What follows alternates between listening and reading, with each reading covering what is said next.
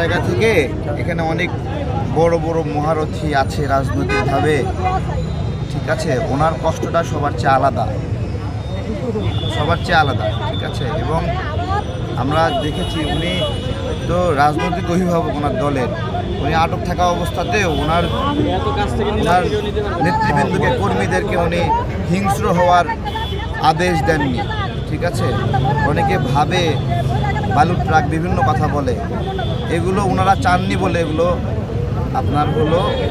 প্রতি হিংস্র আচরণ করা হয়নি, প্রতিক্রিয়া দেখানো হয়নি। এটাকে নমনীয়ভাবে নিয়ে অনেকে অসম্মান করে, কিন্তু গণতন্ত্রের মা বেগম জিয়া তার যে ডেডিকেশনটা এদেশের মানুষ স্মরণ করবে। আমরা তাকে সুস্থ অবস্থা দেখতে চাই, আমাদের মাঝে আবার আসবেন, আবার হাত নাড়াবেন, এটাই।